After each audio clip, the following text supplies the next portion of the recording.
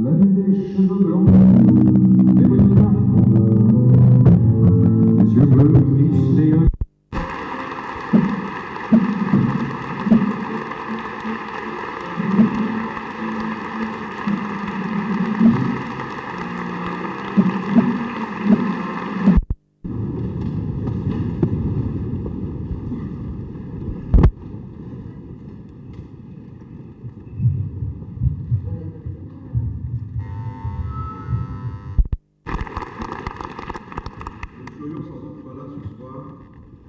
si un journaliste de province, militant ardent, fidèle, courageux, Romain Marie, n'avait eu Romain Marie avait trouvé courage et d'abord celui d'oser, alors que cela paraissait, je le répète, absolument impensable voilà 6 mois. J'ai l'honneur de saluer la présence des nombreux Vietnamiens, Laotiens et Cambodgiens qui ont dû quitter leur patrie écrasée sous le joug communiste. Et vous dire 2 mots sur la résistance afghane. La résistance afghane, malgré sa diversité, s'accorde sur 2 points essentiels. D'abord, le but commun de tous les groupes de résistance afghanes, c'est d'instaurer en Afghanistan un pays fondé sur nos valeurs nationales. Et le deuxième but sacré de la résistance afghane, c'est de lutter contre l'armée d'occupation soviétique. C'est donc au titre de ces dénominateurs communs que je me présente ici comme l'un des porte-paroles de la résistance. Il faut d'autre part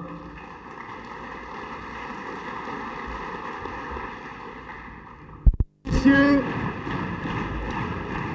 mes chers amis, dans une unanimité remarquable, non seulement des représentants de la France anticommuniste, mais de tous ceux qui, représentant des nations libres ou déjà accablées sous le joug de l'hégémonie soviétique,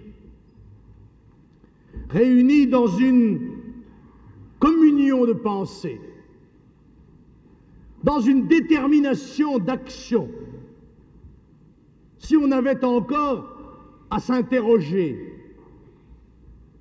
sur le critère fondamental de ce que pourrait être une unité parmi nous, il est évident qu'elle est contenue dans la volonté de lutte contre l'hégémonie mondiale du communisme et contre ses représentants et complices dans notre propre pays. Mais puisque nous sommes réunis ici, sous le titre du boycott des Jeux olympiques de Moscou, qu'il me soit permis, à un titre sans doute très inconnu de vous, celui d'ancien vice-président du comité Pierre de Coubertin, de dire en ce domaine, au-delà des commentaires souvent intéressés d'un certain nombre de professionnels parallèles du sport qui risquent de se trouver privés d'un voyage payé par nos deniers, au risque de déplaire à ces gens-là, je vais vous dire ce qu'est en quelque sorte le droit et la morale, et somme toute aussi bien qualifiés que d'aucuns de l'esprit de Pierre de Coubertin. Les Jeux olympiques modernes avaient été conçus comme celui-ci, comme l'expression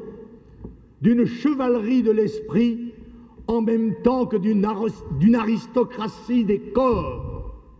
Rien de commun en tout cela avec le visage qui nous a été dépeint du plus affreux des totalitarismes. Et puisqu'il faut s'en tenir au texte, il existe un texte dans la charte olympique,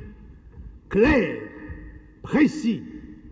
C'est celui qui interdit de confier à un pays en guerre l'organisation des Jeux olympiques. Or, comme l'organisation par un pays qui ne s'est pas contenté d'être en guerre contre l'ensemble du monde libre depuis 35 ans,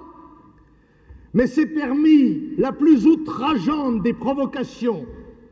en étant l'hôte des futurs sportifs des Jeux olympiques, d'attaquer d'une manière cruelle et implacable un petit pays sans défense et de tenter de l'exterminer. S'il existe encore des gens,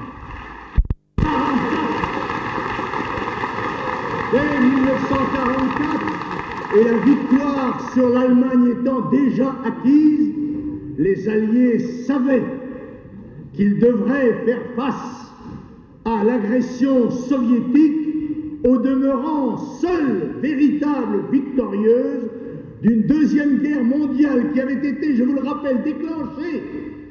pour protéger la liberté de la Pologne,